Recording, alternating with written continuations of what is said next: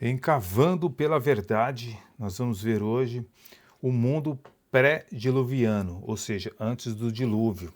Existem provas de que realmente isto aconteceu? Bem, quando nós encontramos alguns elementos arqueológicos, nós vemos, por exemplo, uma lista de reis sumérios que foi preservada com registro dos reis da Suméria e dinastias locais estrangeiras, incluindo a duração dos reinados e breves informações históricas suplementares. Essa lista é chamada Lista dos Reis Sumérios, que existe nesse documento, em argila. São fontes antigas, conhecidas, que preservam essa lista de tabueta. É conhecido como a Tabuleta de Lhasa, datada de cerca de 2000 a.C.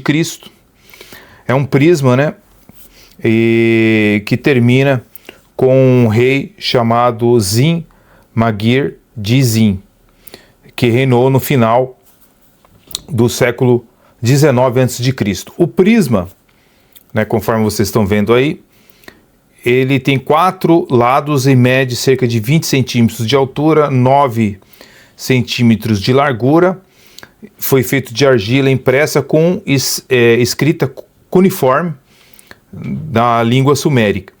Esses textos cuneiformes da lista dos reis sumérios são únicos, pois registram os nomes e os reinados extremamente longos dos reis antes do grande dilúvio.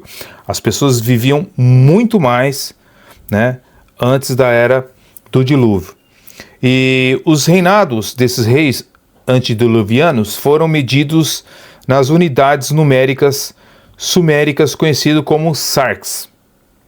Já os sumérios, eles usavam um sistema matemático sexagenal, com base no 60, em vez do sistema de base 10 comumente usado hoje.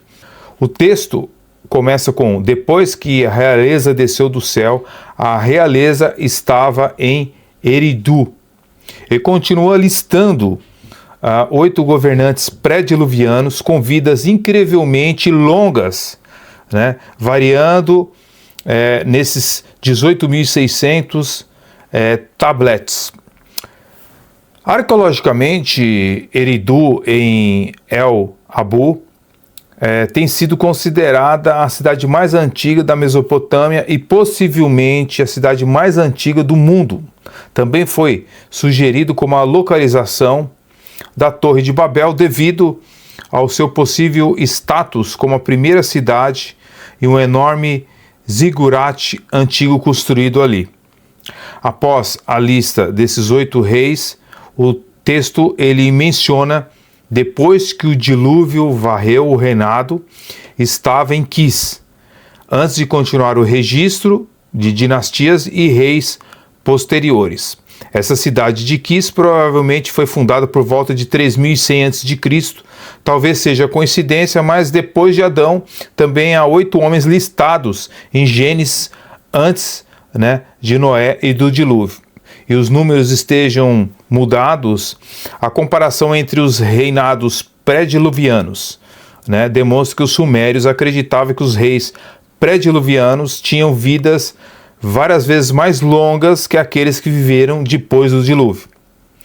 Semelhantemente, há uma comparação entre as vidas pré- e pós-diluvianas em Gênesis. Assim, então, o prisma, esse de argila, ele é uma tábua de Lhasa, são fontes mesopotâmicas antigas de até 600 anos antes de Moisés, que documentam a crença generalizada de que Eridu foi a primeira cidade que as pessoas antes do dilúvio tinham uma expectativa de vida extremamente longa e que um dilúvio reiniciou a civilização antes de 3.000 anos antes de Cristo.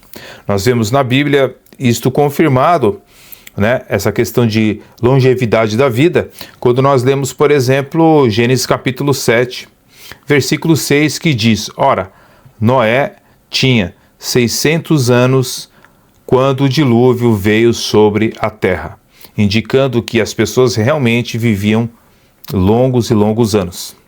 A Bíblia sempre sendo confirmada, seja pela arqueologia ou por outras ciências. Fiquem na paz, até o próximo vídeo.